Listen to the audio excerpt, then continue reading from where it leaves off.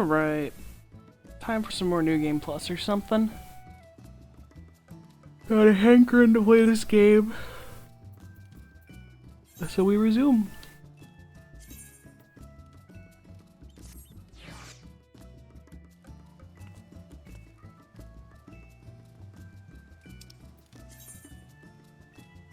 I think I finished off fighting Ravana. No, we got past that. I don't remember where exactly we left off. Right, no, because we're in the Churning Mists. I did all the Moogles crap. Did lots of Moogle fun. I think we're about to call Heavensward down from his perch. I do believe that be where it at. Yeah, we had like a little campfire. It was very cute and wholesome. Nothing bad could possibly go wrong. And here we are.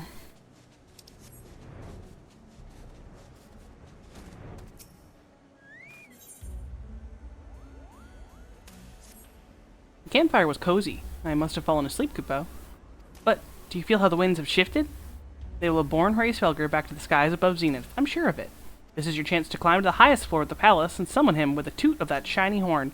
So, I'll be heading back now, if it's all the same to you. Good luck, Kupo. It's nice knowing you.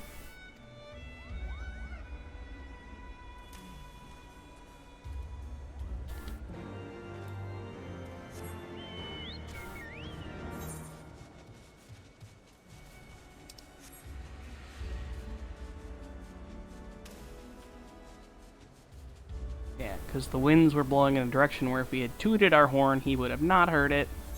But now we had a nice nap, and the winds are blowing in our favor.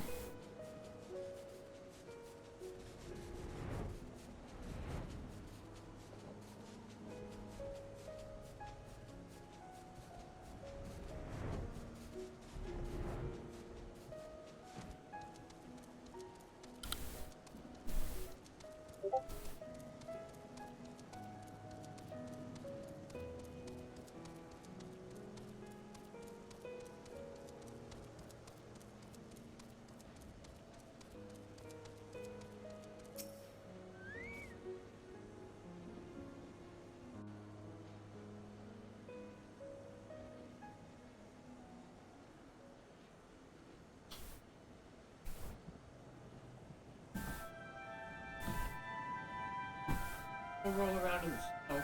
Have fun. You're gonna probably want to close this door too.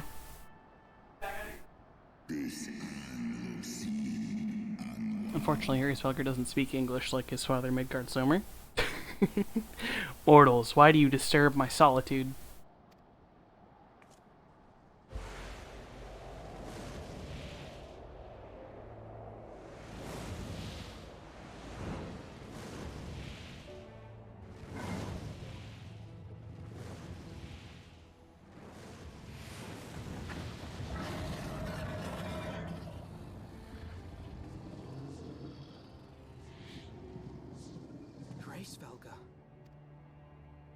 Thou speakest the name of a creature that but awaiteth the release of oblivion.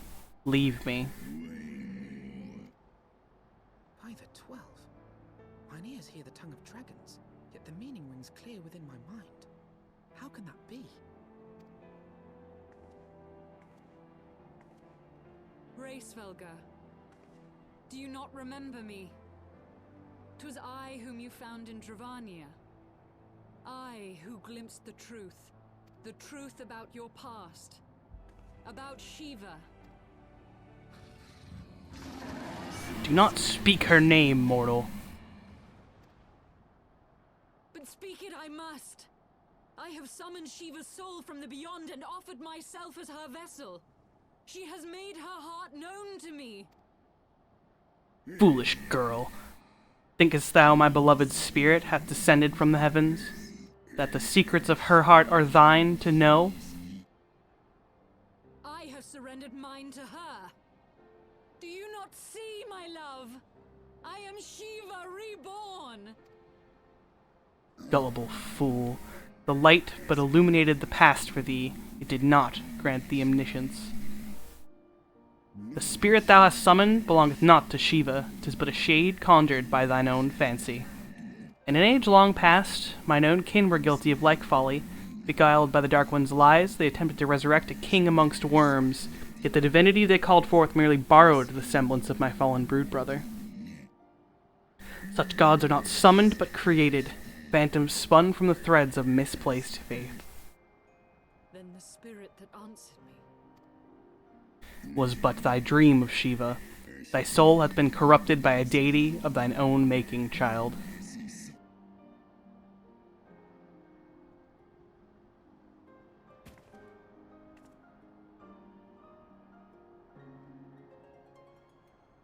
Be that as it may, Lord Hraesvelgr, Izel's desire to heal the rift between man and dragon is real, and it has borne us this far.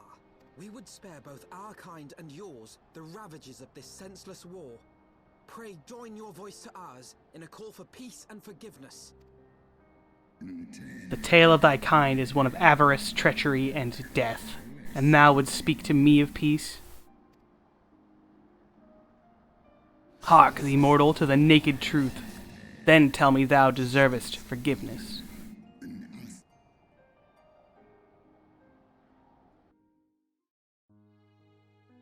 "1,200 years ago, my beloved Shiva's sacrifice served to bring an end to the war twixt man and dragon, paving the way for an age of peace and cooperation. 2 centuries of harmony would have followed, during which time the Elezen learned much about us, not least that the eyes of a great worm, are the wellspring of his strength. 'Twas out of the selfish desire to possess this strength that King Thordan then conspired to undo all that our peoples have achieved together. With the aid of his leal knights, the most noble of Elezen lured my brood sister Ratatoskr into an ambush, and took from her that which he craved.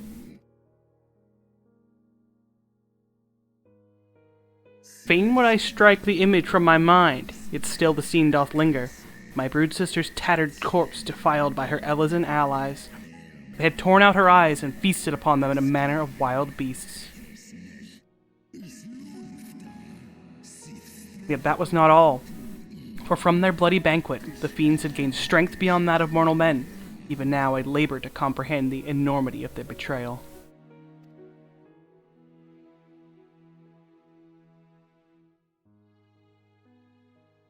Nidhogg was the first to learn of the atrocity, and he took to the skies, hungry for vengeance.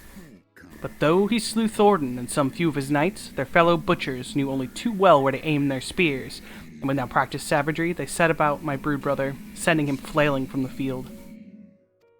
Such is the truth that the Holy See would keep hidden, such was the beginning of the Dragon Song War. 'Tis a song my kind shall ne'er forget, and should 10,000 years pass and Ishgard crumble to dust.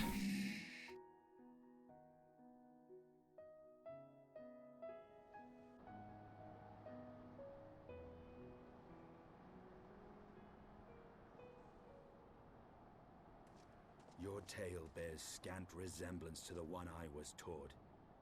How convenient that it should absolve your kind of all responsibility.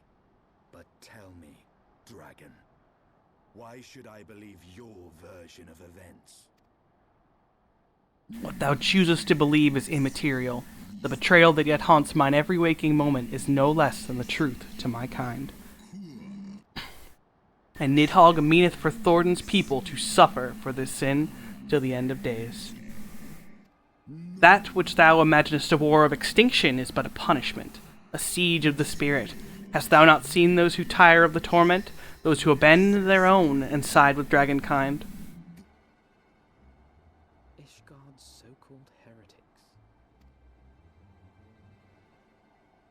Know that all the traitor's progeny bear a trace of Radataskar's essence, but a single sip of our blood is enough to awaken it. Then the seed lies within us.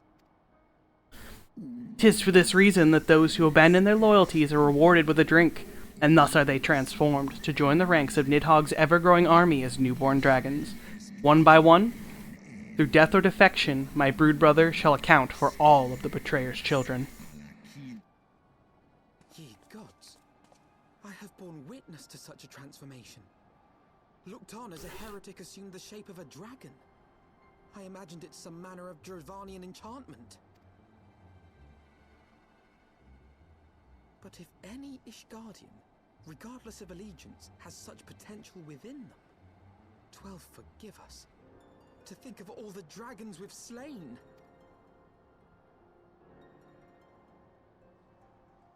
There will always be some, of course, who choose to fight until the bitter end, like thee, Dragoon. But struggle as thou might, thy youthful vigour will be spent ere thou reachest 210, and Nidhogg shall remain to torment thine offspring. Oft have I wondered why Nidhogg did not simply raze Ishgard to the ground. Now I have my answer. He has no intention of winning the Dragonsong War, for it is no war at all. But vengeance, an eternal requiem sung for his murdered sister. Thou hast the right of it, Dragon Slayer. Comprehendest thou now the futility of thy quest? I have not come this far only to admit defeat. We can still return the eye to Nidhogg and beg forgiveness for our ancestors' crimes. Mayhap our words will sway him. Stubborn child, thou thinkest in mortal terms. Our perception of time is too broad for thee to grasp. 'Tis a simple matter for thee to offer thine apologies. Thou didst not perpetrate the crime. Despite thy visions, the deeds of history seem distant to thee.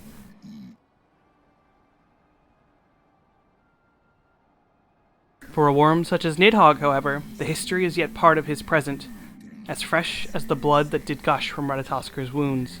How could he not be driven mad? 'Tis only by the calming embrace of Shiva's soul that mine own fury hath not consumed me. But let us speak no more of what is done. My faith in your kind is spent, and I would be alone.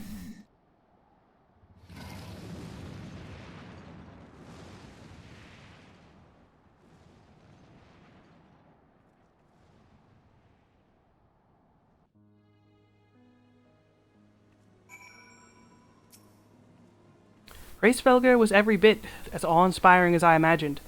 His voice fairly dripped with power, the will behind his words so undeniable that it transcended my ignorance of the dragon's tongue. 'Tis but a pity that I misliked what he said. So far did we travel, even unto the very heavens themselves, only to be dismissed like unruly children. And far from mitigating this humiliation, the hidden truths we have learned served only to prove that our grand mission of peace was destined to fail from the first. Nothing will deter Nidhogg from his course. Well, alright, apparently part 1 was only that quest. Oops. If I'd known that, I would have done that last time. I would have watched the cutscene and then gone to bed.